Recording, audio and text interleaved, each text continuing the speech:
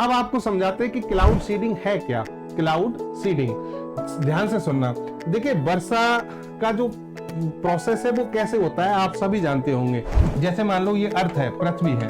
अब पृथ्वी की सतह से पृथ्वी की सतह के संपर्क में जो वायु होती है, वायु, क्योंकि पृथ्वी की सतह का जो यहाँ पर टेम्परेचर होता है वो लगभग 20 डिग्री सेंटीग्रेड होता है, तो इसके संपर्क में जो वायु आती है वो वायु क्या होती है, गर्म होती है। और गर्म वायु ऊपर उठती है, ऊपर उठती है।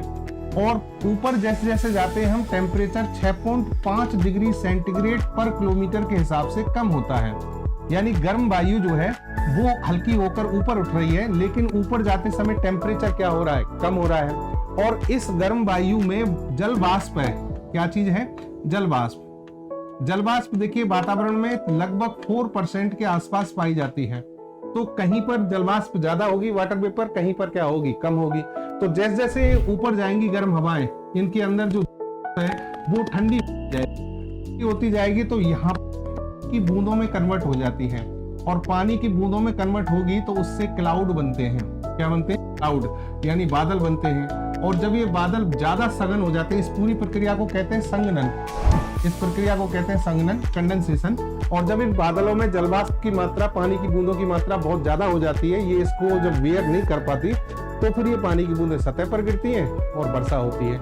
ये नॉर्मल प्रोसेस है। हालांकि ये काफी लंबा प्रोसेस होता है, बादलों के अलग अलग प्रकार होते हैं, अलग अलग स्थितियां होती हैं। यहाँ मैंने नॉर्मल चीजें आपको बता दी हैं, समझना ध्यान से। देखिए ये क्या करते हैं, जैसे कि एक एयरक्राफ्ट ले लिया, एयरक्राफ्ट, या फिर यहाँ से जनरेटर भी लिए जाते हैं, ग्राउंड बेस्ड जनरेटर, उनके द्वारा भी सॉल्यूशन बना लिया जाता है। सिल्वर आयोडाइड या ऐसे जो पदार्थ हैं उनको पानी में घोल के एक क्या बनाया जाएगा, सॉल्यूशन बना लिया जाएगा। और उस सॉल्यूशन को इस एयरक्राफ्ट के द्वारा वातावरण में या इस जनरेटर के द्वारा वातावरण में छिड़का जाएगा, यानी ऐसे इसको क्या किया जाएगा, छिड़काव किया जाएगा। ठीक है।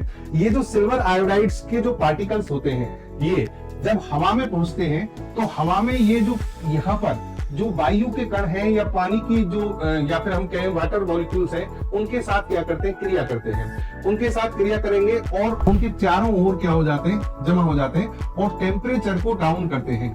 टेम्परेचर डाउन होगा तो ये किस में बदल जाते हैं, बर्फ में बदल जाते हैं, आइस में। बर्फ के क्रिस्टल बन जाते हैं। यहाँ पर आई बात समझ में। पहले यहाँ पर बर्फ नहीं बन रही थी, लेकिन अब बर्फ के क्या बन गए, क्रिस्टल बन गए। अब बर्फ के क्रिस्टल बन गए तो ये भारी हो गए, भारी हो गए तो ये हवा में नहीं टिक पाएंगे, ये नीचे आएंगे। और नीचे आते हैं तो देखिए ऊपर जाने पर टेम्परेचर कम हो रहा था 6.5 डिग्री सेंटीग्रेड पर किलोमीटर, तो नीचे आएंगे तो टेम्परेचर क्या होगा, बढ़ेगा। नीचे आने पर टेम्परेचर बढ़ेगा तो इसका मतलब ये बर्फ के क्रिस्टल किस में बदलेंगे, पानी में। और यहाँ इस तरीके से बारिश हो जाएगी।